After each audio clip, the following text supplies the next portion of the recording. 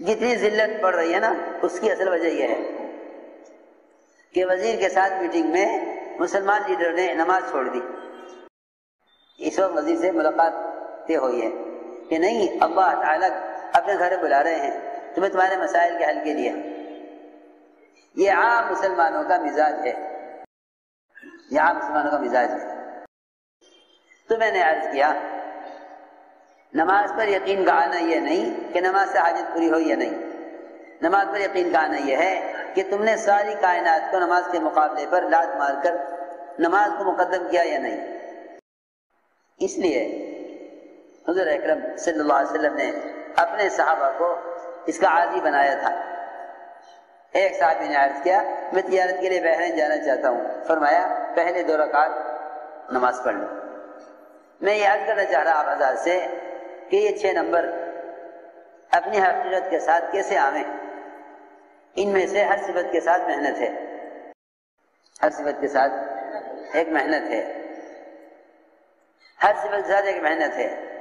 اس محنت کا جو طریقہ کار ہے وہ براہ راست صحابہ سے ثابت ہے. لیکن کام کرنے والوں کو اس کی اللہ مجھے معاف کرے خبر بھی نہیں ہے کہ ان صفات کو اپنے اندر پیدا کرنے کا کوئی عملی اس کا کوئی عملی نقشہ بھی ہے.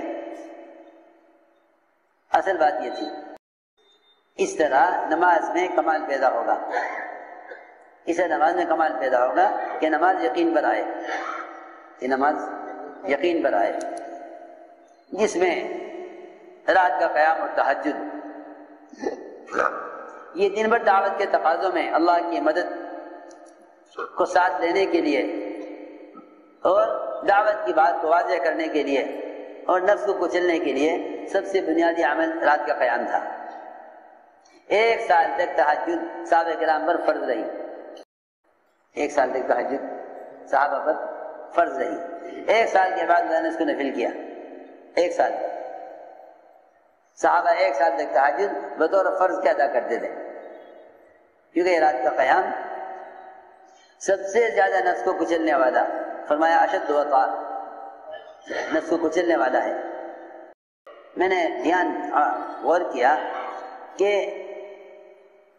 آپس کے جھگڑے اختلافات کیوں ہوں گے. تو پہلے ہمارا اللہ کے درمیان کا تعلق بگڑے گا، پھر ہمارے مخلوق کے درمیان کے حالات بگڑیں گے، پھر ہمارے مخلوق کے درمیان کے تعلقات بگڑیں گے. پہلے ہر کام کرنے والے کا اللہ کی ذات کے ساتھ تعلق کمزور ہوگا، پھر ان کے مخلوق کے درمیان کے تعلقات بگڑیں گے. اس لیے فرمایا کہ یہ رات کا قیام اور نوافل کی کثرت اللہ کے ایسے قرب کا ذریعہ ہے جس سے بندے کا اعضاء کا استعمال اللہ کی چاہت پر آ جاتا ہے. اس لیے نوافل کا خوب اہتمام کیا کرو، نوافل کا خوب اہتمام کیا کرو. ہمیں تو یہ بھی عرض کیا ساتھیوں سے کہ رات کا ایک حصہ ایک جماعت اپنے ذمہ لے لے، جسے مسجد میں تہجد بھی ہے، تلاوت بھی ہے، ذکر و عبادت بھی ہے. آنے والوں کو نماز سکھلانا، کلمہ سکھلانا، انہیں مسجد کے ماحول میں بٹھا کر انہیں اللہ کی دی محنت کے لیے تیار کرنا. ضرورت پیش آ جائے تو رات کو جو بازار رات بھر کھلے رہتے ہیں ان میں جا کر محنت کرنا اور لوگوں کو سمجھا کر غفلت کے ماحول سے نکال کر مسجد کے ماحول میں لانا. اللہ کا فضل ہے اب مسجد 24 گھنٹے آباد ہونے لگی. میوات والوں نے پہل کی اس میں کہ انہوں نے 24 گھنٹے مسجد آباد کر لی. رات کو بھی انہوں نے 3 حصوں پہ تقسیم کر لیا. رات کو بھی 3 حصوں پر 3 جماعتیں رات کی بن گئی. تم گجرات والے بھی رات کی 3 جماعتیں بنا لو. کتنا آسان ہے. یوں مت کہو ہمارے یہاں ساتھی کم ہیں، اس لیے کہ مسجدوں کا آباد کرنا تبلیغ جماعت کا کام نہیں بلکہ مسجدوں کا آباد کرنا ہر مومن کا کام ہے. قرآن تو یوں کہتا ہے کہ صرف مشرکین مسجد کو آباد نہیں کریں گے، لیکن ایمان والے تو سارے مسجدوں کا آباد کرنے والے ہیں. اللہ نے قرآن میں یوں فرمایا ہے انما یعمر مساجد اللہ من آمن باللہ، کہ سارے ایمان والے مسجدوں کا آباد کرنے والے ہیں. آدھا دن آدھی رات صحابہ مسجد کے لیے فارغ کرتے تھے، آدھی رات فارغ کرنے کا معمول تھا۔ ایک اذان ہوتی تھی تہجد کے لیے، ایک اذان ہوتی تھی ایک جماعت کے جانے دوسری جماعت کے آنے کے لیے۔ آپ دیکھتے ہیں کمپنیوں میں شفٹیں لگتی ہیں ملازمین کی، ایک ہارن بجتا ہے، ایک شفٹ چلی جاتی ہے دوسری شفٹ آ جاتی ہے۔ جب مسجد کو آباد کرنے کو کہو تو یہ کہتے ہم تاجر نہیں ہیں، ہم تجارت کب کریں گے؟ اور یہ دیکھو تو جتنے بھی کارخانے، اسٹیشن، بجلی کارخانوں میں جاؤ 24 گھنٹے ملازم کام کر رہے ہیں، 24 گھنٹے ملازم کام کر رہے ہیں۔ ایئرپورٹ پر جاؤ 24 گھنٹے کھلے ہوئے ہیں، اسٹیشن پر جاؤ، ہسپتالوں میں جاؤ، ساری دنیا کے شعبے 24 گھنٹے آباد ہیں۔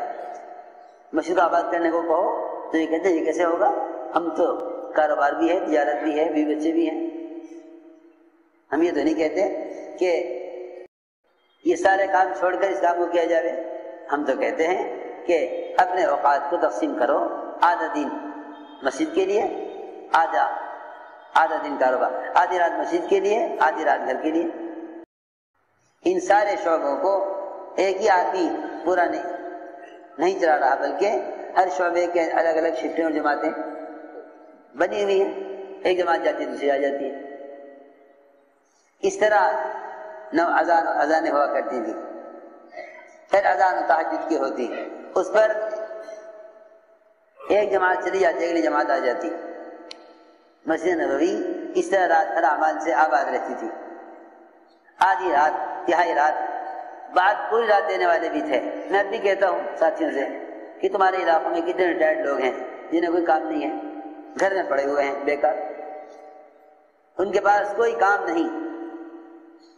اگر ایسے ریٹائرڈ لوگ معذور مسجد میں پڑ جائیں، ذکر عبادت میں آنے والوں کو کلمہ سکھلا دیں، نماز سکھلا دیں، آنے والوں کے کلمے نماز کی قرآن کی آیتیں درست کرا دیں، اتنا قرآن ہی سکھلا دیں کہ جس سے نماز درست ہو جائے۔ کتنے کام ہیں کرنے کے مسجد میں، اگر یہ مسجد کو وقت دیں،